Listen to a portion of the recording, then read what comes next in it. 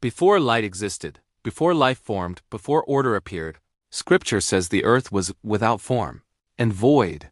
In the Pearl of Great Price, a book of modern Scripture, the Lord reveals this directly to Moses. And the earth was without form and void.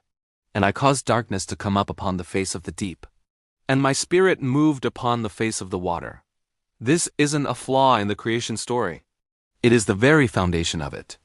Because God doesn't begin with perfection, He begins with potential. He starts with chaos, with emptiness, with darkness. And from that, He brings forth something beautiful. This teaches us a profound lesson about our own lives.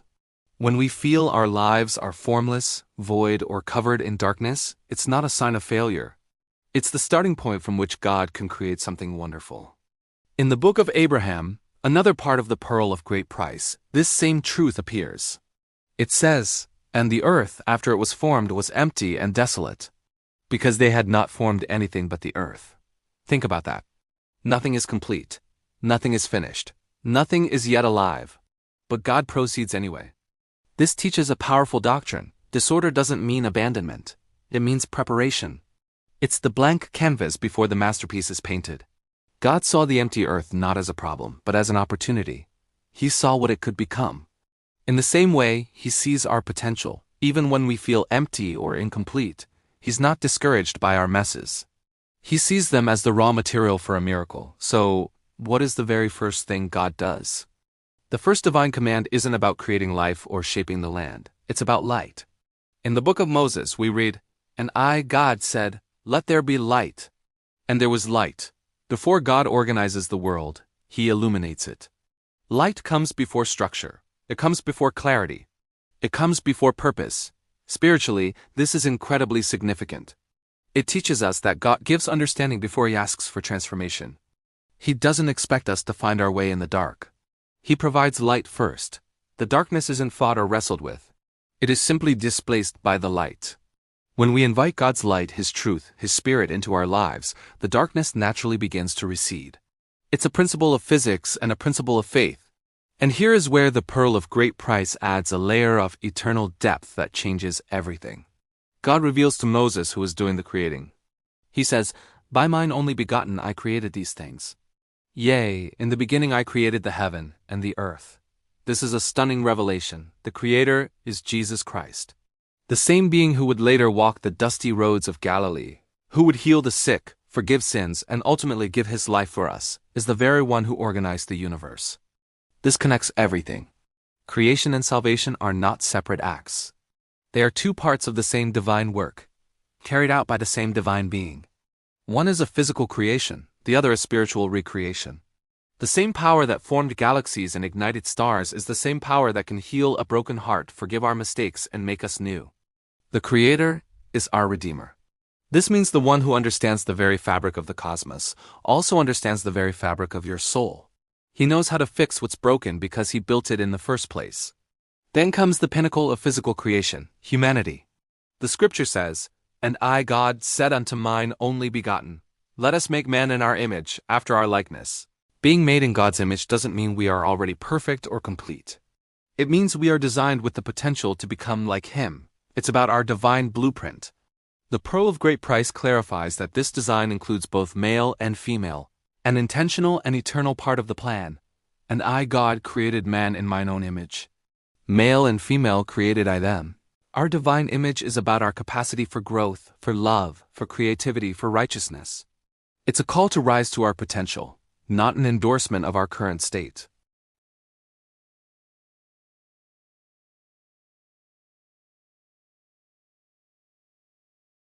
And to become more like our Creator with His help. Creation reaches its climax not with mountains or oceans, but with a sacred covenant. In the book of Abraham, it states, "Therefore shall a man leave his father and his mother, and shall cleave unto his wife, and they shall be one flesh." Marriage between a man and a woman is presented not as a cultural tradition, but as a foundational, structural part of God's plan for His children. It is central to the purpose of creation. Along with this, humanity is given a sacred charge called dominion. "And I, God, blessed them, and said unto them, Be fruitful, and have dominion over the earth." This is often misunderstood. Dominion, in a divine sense, does not mean exploitation or reckless consumption. It means stewardship. It means to care for, to nurture, and to wisely govern the earth and its creations as God would. It's a responsibility, not a license to plunder. We are meant to be caretakers of this beautiful world, preserving it for future generations. After 6 periods of creation, the story concludes with something unexpected. It's not more work, but a sanctification of time. Moses records, "And on the 7th day God, ended my work. And I rested on the 7th day from all my work." And sanctified it. God rests.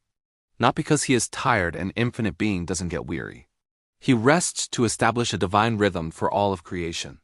The Sabbath teaches us a vital lesson. Our worth is not measured by our productivity. In a world that constantly demands more from us, God consecrates time for rest, for worship, and for connection with Him and with our loved ones. Time itself becomes holy. The Sabbath is a weekly reminder that we are more than what we do. We are children of God, and that relationship is what truly matters. It's a gift of peace in a frantic world. Perhaps the most important and hopeful truth revealed in the Pearl of Great Price is this: God's work of creation is not finished. It is still happening. He isn't just creating worlds. He is creating people. He is making saints out of sinners, turning weakness into strength, and bringing order to the chaos of our lives. The same God who turned a formless void into a beautiful, living planet is actively working to bring light into our personal darkness and shape our potential into something glorious. The creation of the earth wasn't just a one-time event that happened long ago. It was the blueprint. It was a pattern for how God works in the universe and in you. He starts with what's empty and desolate. He brings light, and through His Son, Jesus Christ, He creates something new, something beautiful, something eternal. The creation is ongoing, and you are His finest work. Thanks for watching.